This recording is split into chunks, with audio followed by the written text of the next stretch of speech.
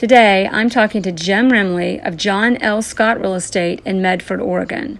Jim got into real estate at 19 years old and within a couple of years in the business, listed over 150 properties in 12 months.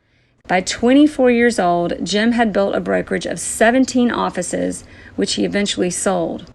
He is now the managing broker for John L. Scott Real Estate, leading agents and helping them reach their goals as he did his. We talk about, even for the most audacious and rapid success, how the simplicity of action can eliminate complexity, overcome challenges, and create abundance.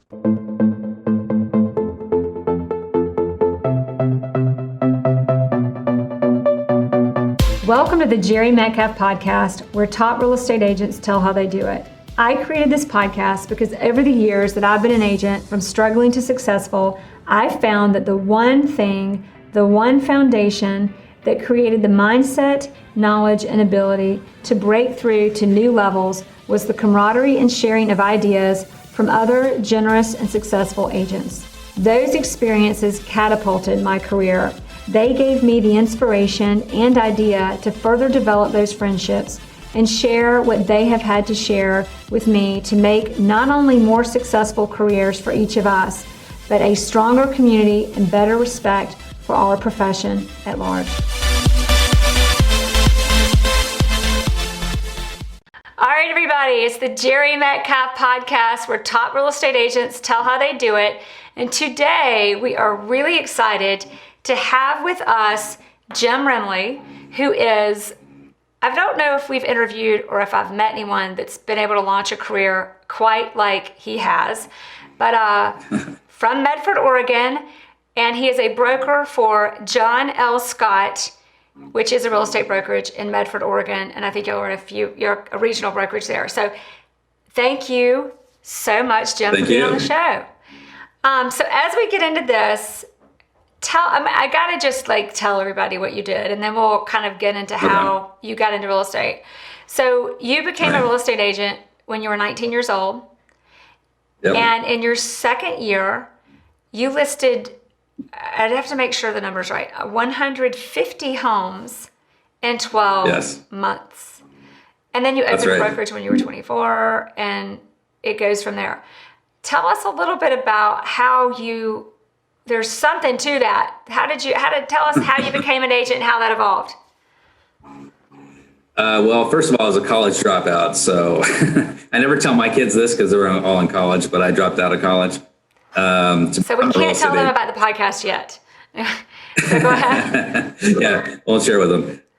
But I decided to take a left turn. I was working at a lumber mill in Roseburg, Oregon. My buddy talked me into a real estate license, so I studied, got it, and just jumped in with both feet, not knowing that, I had the classic kind of vision of what a realtor was. I thought, you're going to get a job, drive a nice car, have a nice house. Everything's just going to come to you. I'm going to have this big salary. I didn't have any clue. At the first office I stopped in on, which was right off the freeway, I walked in, said, "Are you hiring?" She said, "Yes." I said, "Great. Where do I sign?" And I signed up. I mean, and then you were like, "Oh wait, they don't pay me." So, yeah, exactly. I was like, how does this work again? And now you want me to spend money for a job? Right. Yeah. Right. And what, you need to spend $1,000? What are you talking about? So from there, I went through the school of hard knocks. I think Warren Buffett's got a great statement about this. He says everybody like him, PSD designation, which is poor, smart, and driven. So that was me. I just got in and I started working 60, 70 hours a week. And I really was a student, though. And when I'm coaching agents, I always say, listen, it's like you're an intern and you just got your medical license. First thing you're going to do is go work at a hospital, and you're going to work 60, 70, 80 hours a week, and they're not going to pay you a lot of money. But after 2 or 3 years, you're going to open your own practice, and then you're going to start to get referrals, and your life is going to get really, really good. And that's what happened to me. I mean, I just jumped in and worked really, really hard. The end of that story, by the way, I always tell agents is you never see a surgeon cold calling, right? Exactly. You don't. And why is that? Because they're all referral based. And so my students, my agents is, hey, let's get you referral based as fast as possible. But understand, you're going to have 3 years where you're going to have to grind and really work hard to build that referral base. It doesn't happen overnight, Exactly. So that was my first couple of years was, a lot of hard work. Exactly, which it is for I think that's a misnomer, is it is for everybody. So 150 listings in 12 months. What's the story behind that? How'd you do that? And what transpired? How does that look? Right. So for me, what that looked like was when I hit the ground, I was like, I don't really know a lot of people. I'm 19, first of all. Nobody in my peer group was buying homes. Exactly. They're living with their parents somewhere, right? So for me, I've got to build my business fast. What's the fastest way to build it? So I started with what I call now clients, which was for sell by owners and expired listings. That's the first target I went after. Mm-hmm. And I was terrible at it, by the way. It was really, really bad. But I got really, really good because I just went through sheer force of will. The more you do, the more you learn. And there's definitely a school of failure that really trains you. There's a great book, you probably read it, Outliers by Malcolm Gladwell. Yes. He talks about this 10-hour rule, which I 100% believe in, and I train to it, which is you got to do 10,000 hours of practice to master anything. And unless you're willing to do 10,000 hours of practice, you will never master anything. And so for agents that want to rise really rapidly, you've got to get out there and just start working really hard. And you'll learn really fast because every failure will be a building block for you. Every failure will be a building block for you. So many people don't want to fail. And it's like until you get out there and fail, and that's like the biggest lessons. And even I think most people's biggest source of happiness ultimately comes from the fact that they failed first. Absolutely. Right, because I think every failure is a building block. It's a sense of perfectionism with kids today. I'm recruiting a lot of millennials. And nothing against millennials. My kids are millennials. Are you sure? I'm kidding. Go ahead. Yeah, no. Yeah. But there is the idea of the influencer, and you see a lot of them on Instagram and Facebook, and they're perfectly polished. They look perfect all the time, and they're trying to do everything perfect. But that's impossible if you're trying to be a salesperson. The winners are imperfect. The winners are authentic. They're authentically imperfect. And what that means is you got to go out there and just be who you are. And a lot of that's going to be you failing and screwing up. But if you're trying to create a perfect email that could take you 10 hours to write instead of doing one in 2 minutes, you're wasting a ton of time, first of all. And if you're waiting for all the right perfect conditions to align for you to make your first call of the morning, you're never going to happen. You got to get in there and make it happen. That makes me think of two things. Authentically imperfect also. I think people forget that it's important that a couple of things. We have, as a real estate agent, perhaps we're not the most well respected, but when you're authentically imperfect, you become very relatable and approachable. And most people feel when they're selling or looking at moving and making that kind of transition, it is really scary. And you feel really imperfect. And the last thing you want is a perfect real estate agent to make you feel like a loser about it. So number one, and I had another thought to what you said and I forgot, but I'll remember, or everybody probably would like to hear you talk more because the interview's with you. So I hear a lot of agents talking about, in your second year, getting that many listings. And was it from for sale by owners and expireds and just making those calls, or was there anything else? And what did you learn and how did you know what to do? Because a lot of people get in this business and they're like, okay, yeah, but what do I do really? What do I do? What do I do? How do I do it? Right. So eventually I developed my own style and technique, but I was a student of everyone. And I'd recommend that agents, the first thing you want to do is be a student of the game. So listening to podcasts like this with experts and people that really know the business, that's what you have to do. Back when I was starting out, it was books and I was going to seminars, listening to tapes. But I learned really rapidly. I mean, my approach for sale by owner is completely different than probably most people's. And I can tell you in probably 3 minutes what it is really quickly. Please do. And I've listened to hundreds and hundreds and hundreds of sale by owners. So I use a no sales. Yeah. Say that again. You use a no sales. I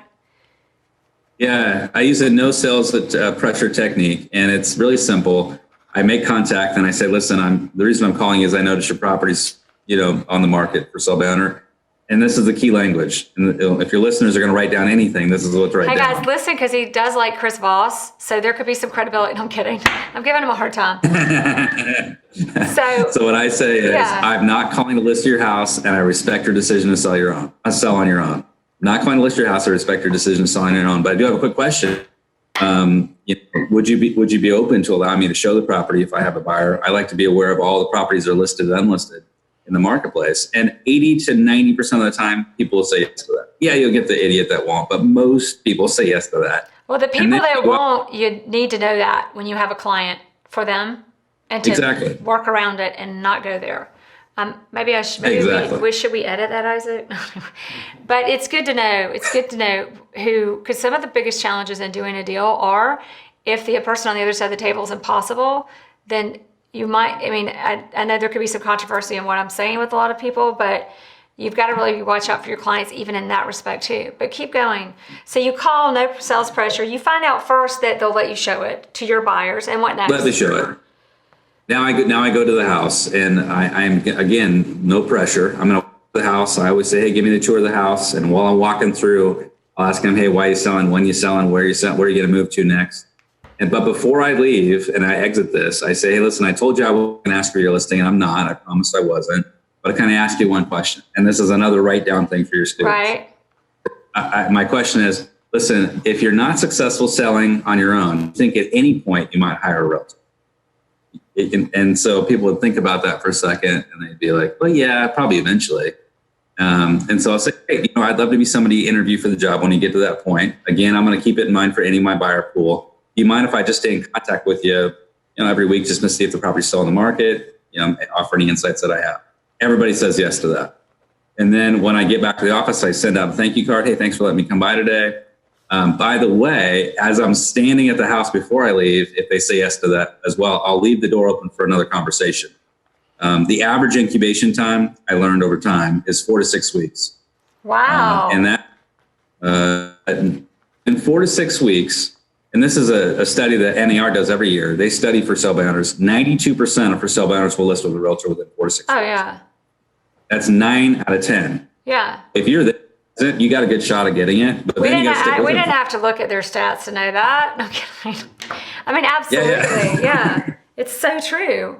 Because they don't know what they're getting. And I don't mean to sound pretentious or cynical or anything, but they don't know what they're getting themselves into until they get themselves into it. And they're like, they get calls at midnight, and they get the idiot buyer walks. Well, and all the agents that are trying to get the listing. And it's, know, just to diffuse that, it's right. But it's something really important. It's exhausting. Well, and what you're talking about, you're getting the listing, but also there's knowing the inventory that's not on the market, that's harder to access. That's right. And most agents drive by for sale by owners, and they just don't know about it. So if you're going through these for sale by owners, meeting them, leaving the door open to get the listing, and have more inventory, more knowledge, more credibility to future buyers, not just your sellers and the other sellers down the road that might call you. You know the story when all the other agents may not. I mean, there's so much value in going in with that mindset as opposed to I've just got to have the listing and stalking people until they get a restraining order. Not a good approach, guys. So, love it. All right, so tell us, 150 properties. I'm going to just say one more thing. A lot of people go after expireds, probably too many people today as opposed to back when you were 19 years old. And a lot of people go after FSBOs, but they don't get 50 listings in a year because they probably don't even have the manpower to list 5 a month, which would be half that, 60 a year. So how did you figure out in your second year, okay, so you grit, hard work, learn fast, don't be afraid to put time in and make mistakes to figure out what works. But as you became successful, how do you figure out how to get the right people in place to input those listings, get them up, get them sold, get them under contract? I mean, everybody thinks so much about leads. They don't think about when they get that many deals, they might cry or never sleep again, or because it's what that is a lot more than just 150 listings and a lot of money. That's a lot of service delivery, a lot of work, a lot of liability. A lot of work. How did you figure out in only your second year how to handle it? Oh. I'm going to get a secret, guys. Don't worry. Before this show's over, we're getting the secret. So go ahead. So that's what I call a capacity question. Which when I get time for my agents, they'll say, Jim, when hire an assistant? When should I hire a transaction coordinator? When should I hire a buyer's agent? I get this all the time. And so my answer is everybody's capacity is different. So my capacity to do deals without an assistant might be 5 million. Yours might be 10 million. The next person in the hallway down might be only 3 million. And the way you know if you've hit your capacity limit is if you stop lead generating. And that's the ultimate test. Lead generation for all my people that I train to, I give them the 4-1-1-1-1, which is every single day you got to be in lead generation 1 hour a day minimum. You got to set one appointment. You got to go on one appointment, and you got to add one person a day to your sphere of influence. That's the magic right there. 4-1-1-1-1. If you come out of that, what happens is you will have a gap. And the gap is I stopped prospecting today because I was too busy. I stopped prospecting the next day because I was too busy. What happens is you do that for a week or a month and you wake up and you say, oh my gosh, I haven't prospected. But really where it is in your income. 90 days later, that gap will show back up because your lead generation has stopped, right? And so for me, I was addicted to lead generation, and every single agent has to get addicted to lead generation. You have to be a lead generation master. Anybody that's top of a team is a rainmaker. They are able to make leads rain. And the way they do it is they get addicted to it. They know that that's the lifeblood. They've got to be filling that pipeline. I think it's being addicted to it, seeing it, like hearing it, not forgetting how to win it, not letting an opportunity pass you by and going, oh, wait, that was a lead. Oh, or that would have been a lead or could have been a lead. Or how do you cultivate it when the opportunity is in front of you? But in review of what you just said, 4-1-1-1. So I know the 1-1-1s are set one goal, go on one appointment, and add one person to your sphere of influence. What was the 4? So the first one is 1 hour uninterrupted prospecting time. Okay. Setting one new a day, going on one appointment a day, and then adding one person to your sphere of influence every day. Okay, so it's 4 ones. So 4 ones. Everybody who's listening, if you've heard this before and you're like, Jere, really, you don't know about this? Sorry. But for those of us who don't, the 4 ones are 1 hour prospecting, which is not that much. Yep. 1 hour getting a new appointment. 1 hour everybody, 1 hour prospecting, one new appointment, set one new appointment, go on one appointment, and get one new person in your SOI. So what kind of appointments are these? Are these listing appointments, or are these just appointments with people, or? That's a great question. I just coaching one of my students in Michigan earlier this morning, and we're having the same conversation about what are these appointments. And the answer is, ideally, it's the best appointment is always a listing appointment, right? So that's always your number one. I had a hair appointment this morning. Does that count? That doesn't count. Nice Everybody, I'm feeling really sassy today. Sorry. Okay, so ideally it's a listing appointment. I will say hairstylists are great because they're great referral generators, right? Exactly. Well, that's true, actually. Yes. You're right. The captive audience, they got scissors in their hair, right? So it's right. Well, if you get a referral out of your hair appointment, then maybe it counts. It counts, right? So one listing appointment is ideal. Second tier would be a buyer's appointment. And if you can't generate one of those, then a networking appointment with your sphere of influence, somebody in your sphere that you're going to go lunch, coffee, dinner, drinks with. And I'll give you a classic example of this. I just hired a guy, and he did $17 million in his second year in the business. This guy's named Steve Thomas. He's an amazing agent. I'm sure he's one of the number one agents in the country himself at that level, okay. 17 million a year. Steve and I said, exactly what you're doing, Steve, because I want to know what you're doing. And he said, here's what I do. I make 60 calls a week, 60 calls a week. And the goal for that 60 calls a week is to set one appointment a day. It's very similar to my 4-1-1-1. Mm-hmm. And I said, who are you setting appointments with? And he says, it's my sphere of influence, where I'm just going to go to lunch, coffee, dinner, drinks with them. And they inevitably will refer me business. And so he's going on 5 networking appointments a week. And that's, by the way, this guy doesn't have a great social media presence. He doesn't have a killer website. I mean, we're starting to give that to him because he joined us. But when he came to us, he didn't have any of that. Wow. His was simply that. It was just working and relationship building every day. I think a great message for that is on 2 ends of this spectrum, because we have a lot of listeners who actually became real estate agents, or so they told me, because they listened to the show. And then we have listeners who have been in it for years and run teams and whatnot. So on the end of being, you're running your team, it's streamlined, whatever, I always talk about, speaking of Malcolm Gladwell, the David and Goliath concept. Like everybody thinks Goliath was this big scary monster, but oh, by the way, he might not have been able to see very well or move very well and been in a lot of pain. And and I think the big realtor gets that way is regardless of that. And I'm gonna steal one of your sayings, but is creating abundance from the simplicity of action. Is in all of this stuff going on that we can get so sidetracked and so sucked into hiring people, firing people, getting systems, paying for things. What's the next big marketing campaign or advertisement? Is keeping that simplicity of action, abundance in the simplicity of action for the 4 ones. And on the other end of that, you get these new agents that say, oh, I just don't have the money. I don't have the resources. I don't have this. I don't have that. I don't have whatever. The most productive thing that you can do is the 4 ones, which costs you nothing except your phone bill. 0. So, and I'll give you an example of that really quick, if you don't mind. Please. We agent come to me and they said, I got no money. There we go. Join the crowd, right? I was there at 19 myself. Right. And so I coached them on a simple technique that anybody can implement with $0. And it's not FSBOs or expired. It's what I call narrow casting. And so I said, you're probably showing homes every week, right? You call it narrow casting or narrow? Narrow casting, like casting a fishing pole. Okay, keep going. Yeah. Yes. So here's what I said. I said, you're showing homes every week, right? I'm sure you're getting a few buyers and things. He said, yeah, I'm showing a few homes. I said, here's what you're going to do. Every time you show a home, when you come home, when you go back to the office, you're going to circle back to that neighborhood and you're going to knock on 5 doors on either side of that home you just showed. Unless you're me. I'm not knocking on any door. I'm kidding. Keep going. And you're going to say exactly this. You're going to say, hey, I just showed your neighbor's home, and you're going to point to it. Yeah. And you're going to, the buyer loves this neighborhood. Not quite sure about the home I showed them, but they love the neighborhood. I've got a crazy question for you guys.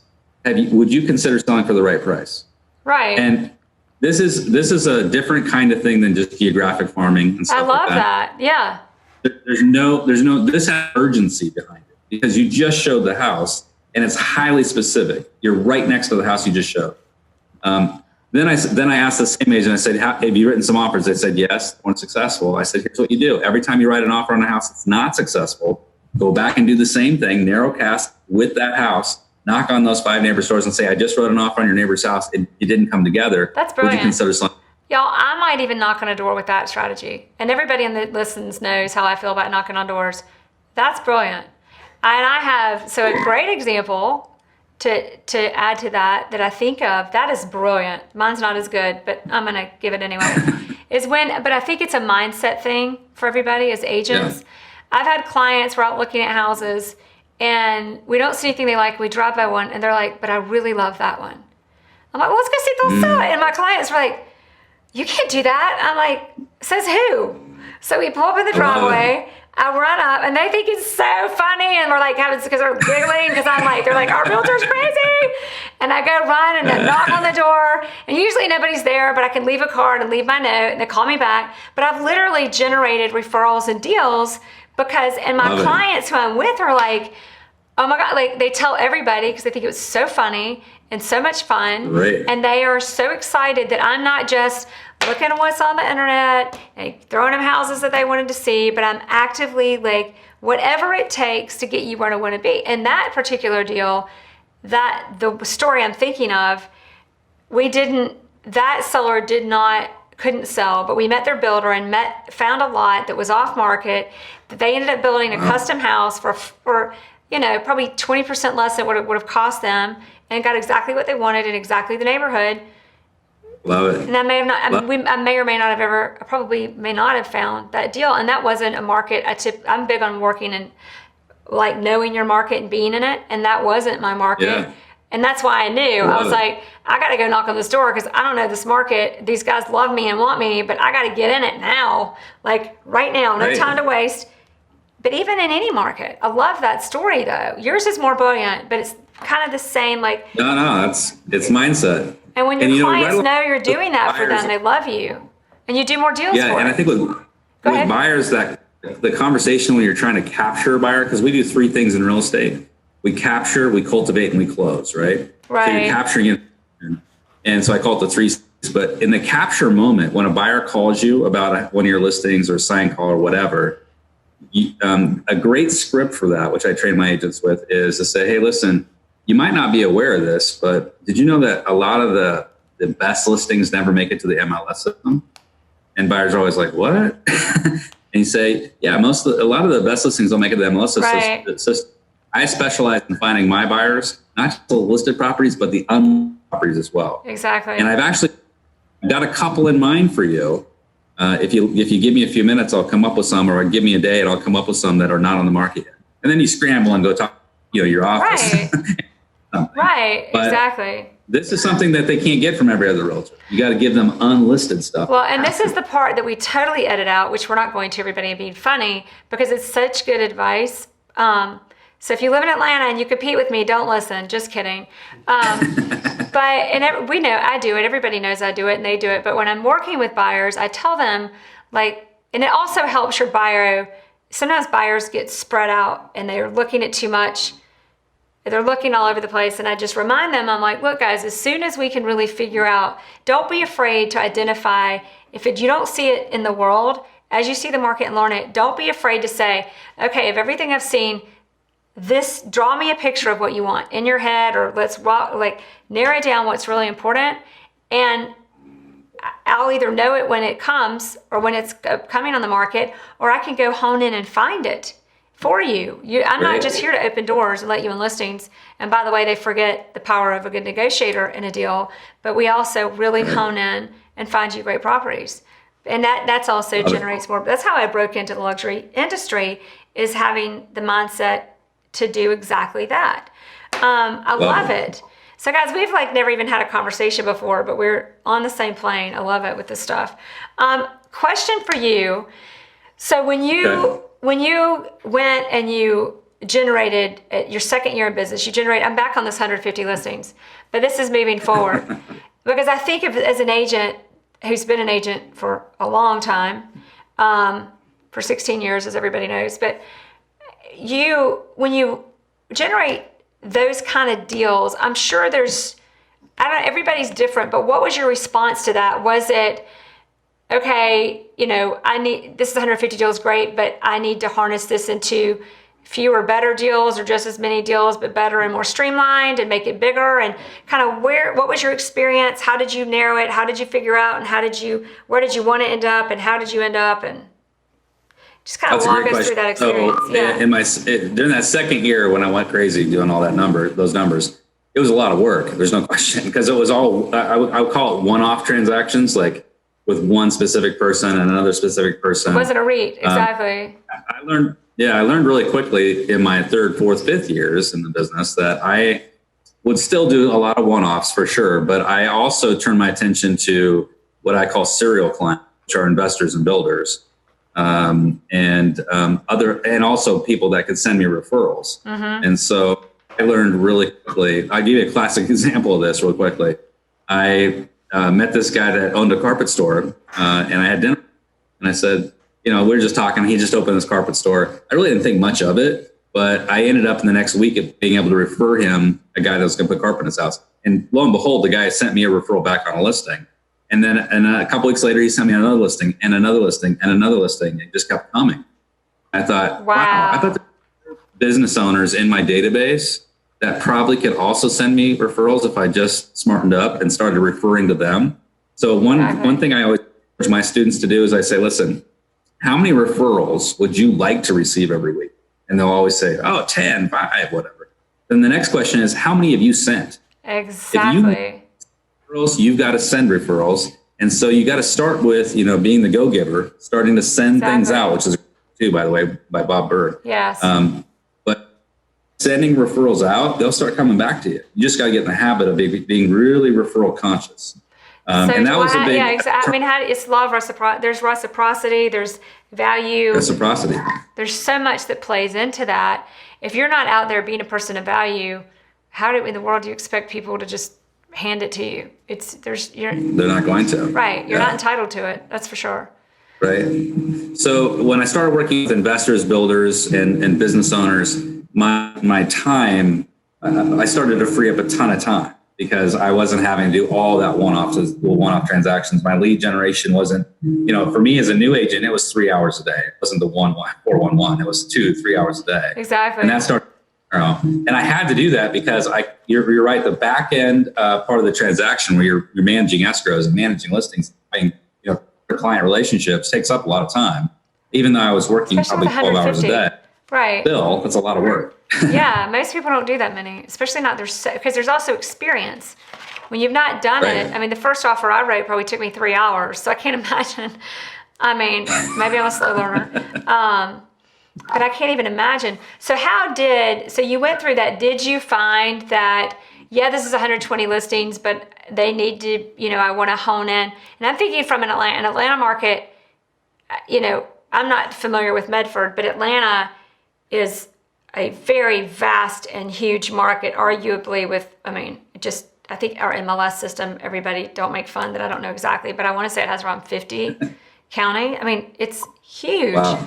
So you can get pulled really far, really fast with referrals. Yeah.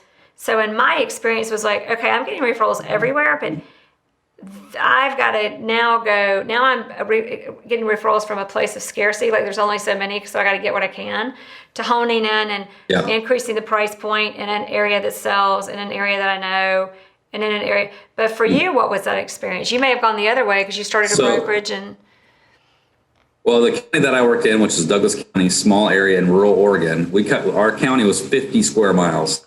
So it's a huge county, right? And typically I get referrals all over the county. And so I quickly brought in a partner to work with me. And so he would do a lot of the running around, legwork, putting up signs, that kind of thing. And then we hired an assistant who became a full-time assistant really rapidly. I always tell the story that she started with us, she didn't wear glasses, but within 6 months. Wow. Yeah. That's because of the amount of paperwork we were generating at her, right? So I always tell agents, you got to do what is your highest and best use. Just like real estate, look for your highest and best use. We're a lot like, I always go to the doctor analogy. Time is making money is when they're in surgery. You don't want to be answering your phone as a receptionist. Exactly. You want to be the person that is with a buyer or seller, which is the only time you're making money is when you're with a buyer or seller. All that other time is what I call friction. Just friction in the business. Lead generating, that's the other friction. person. Everything else is friction. So what did you say? What else did you just say after friction? So, the only time we're making money is with a buyer, seller, or we're lead generating. That's it. Everything else is that cost. So I love that. So keep going. No, I was going to say that we're either the assistant or we hire an assistant, right? And I always say to agents, you look at your amount you're making per hour, even today, even like $100,000 a year agent, which is great, 6-figure agent make $100,000 a year. They're probably making on average about $100 an hour. And so when they're doing $15 an hour work, they're actually tearing up $100 every hour they waste, right? Right. So you can't afford to do that. Well, you hear a lot of agents. One of my favorites is Neil Bassi in San Francisco. And Neil at early 30s was doing $150 million a year. And the sales price is high in San Francisco, but for a 30-year-old, that's still not too bad. And he was one of the top agents in the city. He was in the top 3, I think. But he always says, you got to focus on your money-making moments. But I think a lot of people will go, well, which ones are those? So an easy way to define that is and I know Chris Heller, for example, who's not been on the show yet, but Chris would argue even with this, but everybody's going to determine for them. But keep in mind, simple, time with your buyer, time with your sellers, and lead generation is your most money-making time. Right. And for a lot of people, I want to know what you think about this. A lot of people would argue both ways on this. Some people would say, Chris Heller, who's more high volume, call expireds, burn them and churn them. Chris, if you're offended by that and you hear this, you get it. He does a lot of deals fast. He would say your time is lead gen and listing appointments. He would narrow it down to that, and he wouldn't spend time with buyers. If you talk to Matt Breitenbach, who was just on the show a couple of times, who's representing billionaires and who's representing NBA players, he would say no. Lead gen, seller, buyer is exactly where you spend your time, because if you're representing buyers like that, you're the one spending the time with the buyers. So I answered the question for you, but where do you sit on that? Do you have different opinions about how you might on the controversy. Here's on how I that feel topic. about, I feel to be a strong agent, you have to be a strong listing agent. I think that's a given, right? But I think buyers are always treated as second-class citizens in our industry, by and large. Yeah. But what people forget is that all sellers become buyers, and generally they start as buyers, not sellers. If you think about the psychology of sales, Exactly. and you're sitting home with your wife or your spouse, your significant other, and you suddenly you're starting to get unhappy with where you're living, what's your first step? Your first step is to Google, and you're going to land on realtor.com, Zillow, or a website, an office website. You're going to start to search, or you're going to go to open houses. One of those two things. So you start as a buyer. So when you discount buyers, what you forget is that all those buyers, a lot of them, 2/3, in my own company, we studied this, 72% of the buyers we talk to still have a home to sell. So Exactly. Well, and it's not referring or outs. I mean, a lot of agents outsource them to other agents on their team or junior agents. Yeah. And I let other agents spend time with them to get them in houses when they want, not when Jere's schedule permits. But on the flip side of that, I negotiate the deals, and I'm the one spending the time with them. And you're probably the listing agent if they want to list, right? Oh, right, exactly. Oh, unless it's, unless it's not, because I have team members who have their own business, but for my clients my clients are my clients. So another question, and Isaac, how long have we been going? We got about 35 minutes right now. Okay, so we're gonna go 5 more because I want to ask you a question, which sometimes 5 means 10, but I want to know a little bit about how you broke into the brokerage ownership and selling that, because I know everybody probably wants to hear about that. And then we do a final 3 questions to close out. Okay. So do tell us a little bit about, you launched your business, you did great, your second year in, 5 years in, you opened, I have to look, y'all, because I usually remember, but the fact that you did things so quickly, I just have to make sure I'm not wrong. Because at 24, you opened your first real estate company. You grew that company to 17 offices, becoming the largest independent company in the state of Oregon. And then you sold that company. So how did that go down and transpire in all of your spare time doing a couple hundred deals a year? Well, so what happened is during that 5-year period, I was in the top 1% of agents nationwide. And I got to the point where I wanted more challenge. I'm much more motivated by achievement, I think, than by money. So I thought, what's the next evolution for me as a person? What can I do next, right? Mm-hmm. And so that was ownership, brokerage ownership. What I didn't realize as a young 24-year-old was that the money was not in ownership. Right. The money is in being an agent. And if reflecting back on it now, I don't know that I would have taken the same path. Not that, because I coach owners. I have a lot of coaching students that are owners and brokerage owners. But even they'll tell you, the margin as an owner today is about 1% to 5%. That's about your margin of owning a real estate company. But your margin as an agent is far greater. I mean, most agents are more like 30, 40, 50%. Exactly. Yeah. From a margin standpoint, definitely the money's in being an agent. So as a green owner, quickly came to this realization, like, holy crap, I was making so much more money as an agent. What did I do? And I realized I've got 2 choices here. I can either be a boutique company, like 10 agents or less, just be really niche-y and continue to sell myself. Or I could go big and have economy of scale, which is basically 100 agents or more. But if I stayed in that death zone, which I don't want to offend anybody, but the death zone is usually 20 to 50 agents. Unless you're in a market that's doing really niche stuff, that really 20, 50, 60, 70 agents is really hard to operate because you're only on a 1-5% margin. You've got to be big to get to those bigger numbers. So I grew fast and we got to 17 offices. Wow. And that was my solution to that problem. Wow. And it worked for me, but it doesn't work for everyone. It's a lot of work. And the secret behind running a great real estate office comes down to 2 things. So what I coach to is retention and recruiting.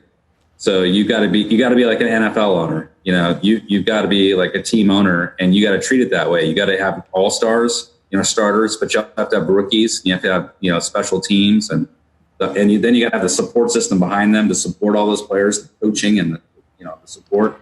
Exactly. And that's, you can't have players leaving you. You can't be coaching people and have people leaving out the back door.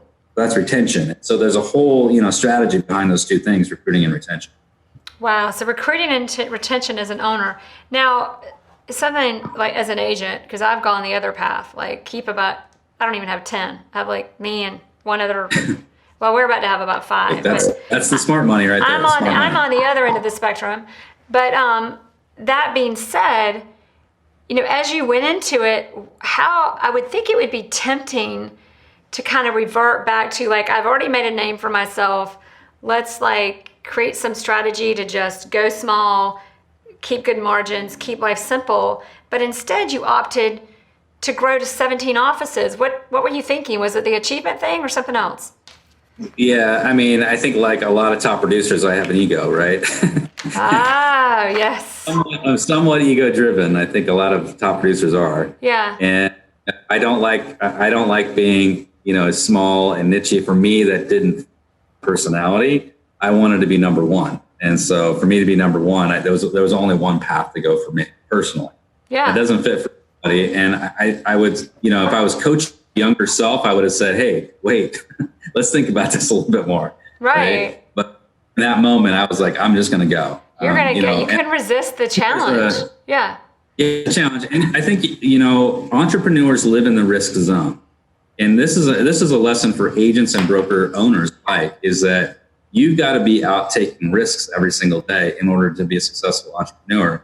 And as soon as you move out of the risk zone, someone else is moving into it. And if the other person that's moving in is going to eat your breakfast, lunch, and dinner. And people are always attracted to people that live in the risk zone. That's why we're always, as a society, attracted to people that have made $1 billion, because they have hit the risk zone, right? They went for it. Exactly. Nobody's interested in number 2, number 3, number 4, number 5. Interesting. But I love what you just said. Repeat that if you can, about being in the risk zone, because kind of tell us that again. That was good. I'm not going to say it as well if I try to. Usually I try to repeat what you said. My feeling on that, and I'll give you a classic example. I always tell my agents, I said, how many, in an audience when I'm speaking to group, I'll say, how many people remember their first kiss? And everybody's like, of course. How could you ever forget your first kiss, right? Right. But who was making that approach, whether it was the girl or the guy, it doesn't matter. That person was in the ultimate risk zone at that moment. Right? They were going to fail or succeed. But when they succeeded, boy, wasn't that payoff worth it, right? And so we all have to get in that mindset of, we've got to take the risk to get the reward. And the biggest risks we take is relationship risks. Relationship risk of asking somebody, here's a classic example of asking for a referral. Mm-hmm. Talks about referrals, and everybody talks about sphere of influence, but very few agents are actually asking for referrals because they're afraid they go into the risk zone. They're afraid of what could happen if they don't get the right answer, or they feel awkward about it. And that's just a classic example of getting inside that and really feeling comfortable in risk and really enjoying almost the risk and almost getting a little bit of into that risk. Well, and I was going to say this earlier and somehow, but you were talking about doing your calls and once you start, like you'll say, okay, just start. Easy. Like all of a sudden, the momentum of it picks itself up, and the next thing you know, it's been an hour, and you want to go for 2 more. Because if you're doing a good job, you've got a listing appointment or a closing to go to, or a buyer tour to do. They always say that the hardest thing of going to the gym is going through the front door. Once you're in the gym, you're going to work out. Exactly. And just making it a habit. You never feel regret after a workout. You only feel hesitation going into it, right? Well, unless you're me, because I love. But that's because I've been doing it forever, right? And it's the same thing for prospecting. Like, prospecting's fun to go into. Once you get the momentum, it's not even hard to do. But like, if you've not been doing it, you just gotta do it. Nike, anyway. And here's what's interesting: the longer the gap, the harder it is. Yeah. And this is why I tell you, the longer you go, the worse it's going to be. If you're prospecting every day, it's nothing. Yeah. If you have a week gap, can really be hard. Right. And I think it's too, which we don't, that's a question we'll save for another interview, but it is those conversations that you have, because I've got lots of great ones, to get referrals, the same way you get the listing with the for sale by owners, is not, training has become such a big thing in our industry that you got a lot of people out there doing exactly the same thing and saying the same thing. And we all just really look like goofballs, quite frankly. And you can't do it that way. Right. You got to be a professional about it. And how you do and prospect in a way that it doesn't feel so gross and painful, but it becomes really lucrative, really informative, and really has a compound effect. And it's fun because you're actually learning at the same time. I could go on because I have things in mind, but we're going to leave the mystery to that. because Okay. that you and I both clearly have some thoughts to share about on another interview. But in the meantime, we're going to do our final three, everybody. Number one question. I feel like I'm on a game show. I swear I don't know why I'm so sassy today. So I always am, but it's like, is it extra, Isaac? He's laughing. He has nothing to say. He's just laughing. So question number one is, if there is a tool that you find most impactful, technology or otherwise, other than your phone, what is that or you find now that you're a broker, what do you find that is for other brokers or agents or owners in their business? A tool, I think. It could be a CRM or. It sound really weird, but I think social media and specifically probably Facebook. And here's why: because Facebook is your greatest CRM. Agents don't use it, but it is your most powerful CRM. And I always encourage agents to go to the about of their clients before they're calling their clients. Go to the about on the CRM on the Facebook. It'll have more data there than you will ever have in your CRM. It just will. And where they are right now, what they're doing. Relationship status, all that stuff is going to be in there. And just a quick look at their feed. And then I always say, while you're having coffee, you're looking at social media. Every single person on earth is doing this while you're having coffee in the morning. You're looking at social media. But do it with a purpose. And the reason when you do it with a purpose is look for life change. And as you're looking for life change, somebody's got a grandkid that's moving out or going to college. Somebody's got some sports event. Somebody just got moved up in a job. Those are all life events where it is totally okay and not weird anymore to direct message them and say congratulations on your event, or to give them a phone, say congratulations on what just happened. The phone is the best. Look up their birthday and then call or text them call's better, or text happy birthday, and it means so much more than one of 300 happy birthday posts Millions. on the page. Right. Book. What's the one book you would recommend? And I think you've written a few, which we haven't. We'll have all of those on your blog post. But go ahead. Yes. The book that I would recommend would be Tools for Titans. Tools for Titans. Timothy Ferriss. He's also the author of the 4 Hour Workweek, which I also love. Yes. Those are both great books. I love Timothy Ferriss. So what is the message? Why Tools for Titans? What's the message in that book that makes what I like about Tools for Titans is it's not one message. It's basically, I'd say 200 or 300 pages, and each page is taking an idea from somebody that's made it huge in their industry and giving like their best ideas. And so it's just like one after another of great ideas. And if you just use it kind of as a motivational book, and I, especially with teams, I always recommend it. Just open one page before your team meeting, read it, and maybe you can read it out loud and say, what do you guys take away from that? And you as a person, if you're having coffee, just read it and be like, okay, what can I implement from this today? Next team meeting for me. I love it. As somebody that's written a few business books, my publisher told me that 90% of business books, people only read the first chapter and then put it away.